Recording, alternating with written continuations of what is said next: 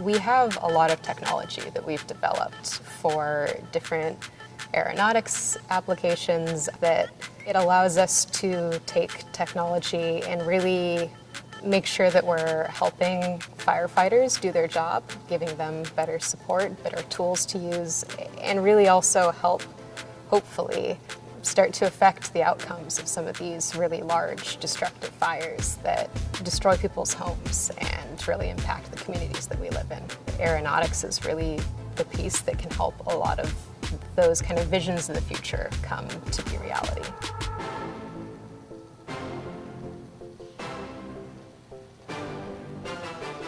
My name is Kathryn Chapman, and I'm an aeronautics researcher at NASA Ames. Right now, I work on the project, it's called DECERO, the Advanced Capabilities for Emergency Response Operations. What we're doing is looking at the current state of wildland firefighting, looking at the tools and technologies that firefighters use to do their jobs. This is really important because wildfires are just getting, larger, more destructive, and more frequent.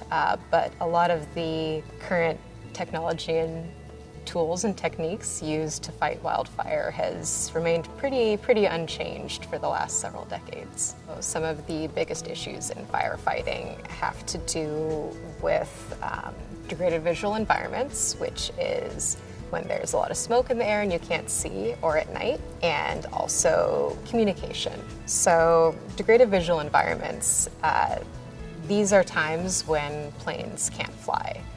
Traditional aircraft with a pilot, it's really unsafe for them to be flying in these conditions because they can't see what's around them that well.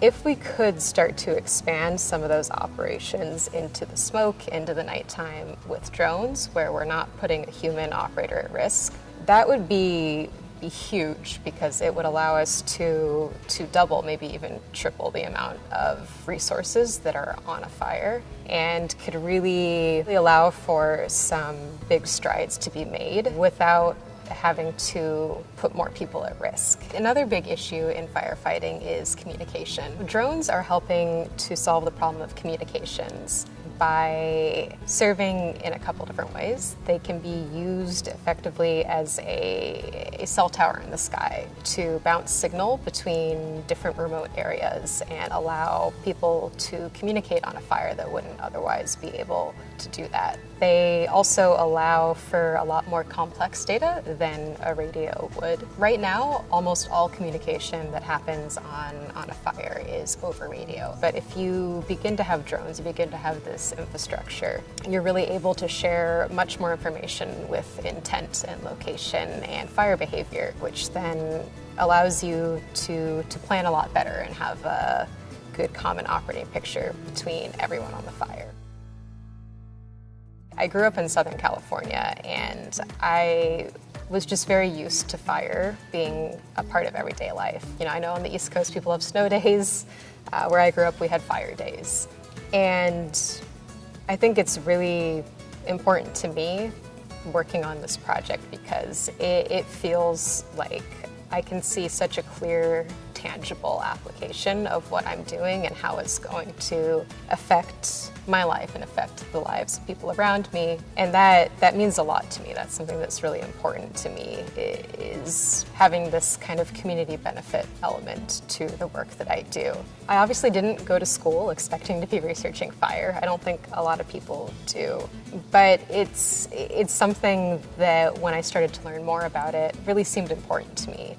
I think kind of in the back of my mind, I always had the idea of NASA being a cool place to work, but it never really seemed like a place that was going to make sense for me. And, eventually, between my experience in kind of aerospace-related research, I ended up getting a job here.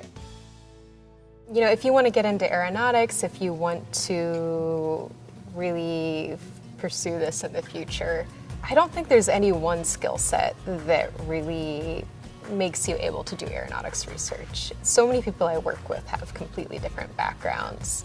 And I think the just really important thing is being able to communicate what you think is important, being able to maybe work with other people who have a different background than you and make sure that you can take your specialized knowledge and make it useful to someone who doesn't have the same specialized background as you. Really the thing that has helped me the most in working at NASA and working in aeronautics is just being able to communicate with people well. And I think that's oftentimes a really undervalued and underrated aspect of STEM as a whole. STEM isn't one thing. There are so many people who have non-STEM backgrounds and non-STEM roles who still work at NASA and support the NASA mission. Focus on what you think is interesting and keep kind of following where your curiosity is leading you. And I think that's really a good way to find some really interesting niches that maybe you wouldn't think about working in, but end up being a great fit.